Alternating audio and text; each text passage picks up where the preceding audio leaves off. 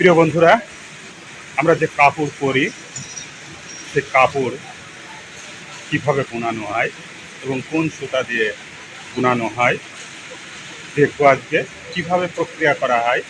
সাথেই থাকুন আর দেখতে থাকুন কাপড় তৈরি করার বিভিন্ন প্রক্রিয়া। মেশিন দিয়ে এই এই সুতাগুলা মূলত বড় করা হচ্ছে মেশিন দিয়ে। এইভাবে একের পর এক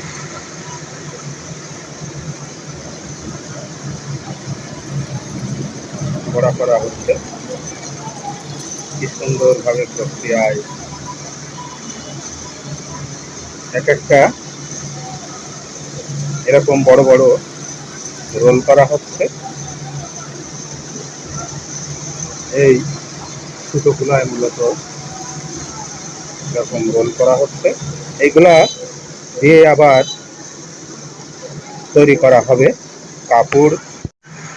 এই ছোট ছোট রোলগুলা মূলত বড় হচ্ছে, আর এগুলা সবই সুতি কাপড় তৈরি হবে। ওই চিকন সুতোগুলো মিলে এনে এমনভাবে পরপর সাজিয়ে তৈরি হচ্ছে কাপড়। এই কাপড়গুলোই আবার বিভিন্ন রং দিয়ে, বিভিন্ন কালার দিয়ে ছিট কাপড় তৈরি হয়ে যাবে বিভিন্ন রঙের। এটা সুতি কাপড়, বিভিন্ন সাইজের, 1 গজ 1.5 গজ বহরের। চলছে মেশিন খটখট শব্দে রোল করে যে কাপড় তৈরি হয়েছিল রোলের, এটাই সেই সাদা সুতি কাপড়।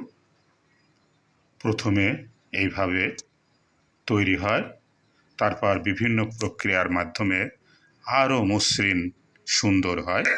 মোটা রোলগুলোকে এখানে প্রক্রিয়ার মাধ্যমে ছোট করে এরকম কাঠি প্লাস্টিকের এতে জড়ানো হচ্ছে। এইগুলা দিয়েই মূলত কাপড় তৈরি হচ্ছে। এখানে জড়ানো হচ্ছে সুতাগুলা, বড় থেকে আবার ছোট ছোট এই প্লাস্টিকের পাইপে জড়ানো হচ্ছে। দেখেন বন্ধুরা, সেই দৃশ্য জড়ানোর। এখানে ফ্যান চলছে মাথার উপরে, তারপরেও খটখট শব্দ, প্রচণ্ড গরম। আর সুতাগুলা এইভাবেই তৈরি হচ্ছে মেশিন দিয়ে। এই কাঠিতেই মূলত জড়ানো হচ্ছে সুতাগুলা। একটা কাপড় তৈরি করতে গেলে অনেকগুলা ধাপ এবং প্রক্রিয়ার মাধ্যমে কাপড় তৈরি হয়। ছোট যে প্লাস্টিকে কাপড় সুতো জড়ানো, যখন এই মেশিনের ভিতরে দিয়ে ওই সুতোটা শেষ হয়ে যায় তখন কিন্তু অটো বন্ধ হয়ে যায় মেশিন। আবার ওই ছোট যে প্লাস্টিকের সুতো জড়ানো, ওটা আবার দিলে মেশিন চলতে থাকে।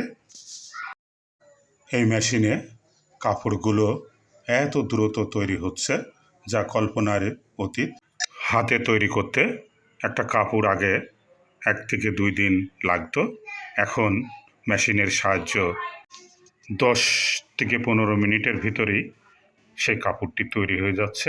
নরসিংদী জেলার বাবুরহাট, শেখেরচর, মাধবদী, এমন হাজার হাজার টেক্সটাইল ঘরে ঘরে প্রায় বললেই চলে, যেখান থেকে কাপড় তৈরি হয়ে মার্কেটে যাচ্ছে এবং আমাদের কাপড়ের চাহিদা মেটাচ্ছে। প্রিয় বন্ধুরা, ঘুরে দেখলাম কাপড় তৈরি করার বিভিন্ন প্রক্রিয়া।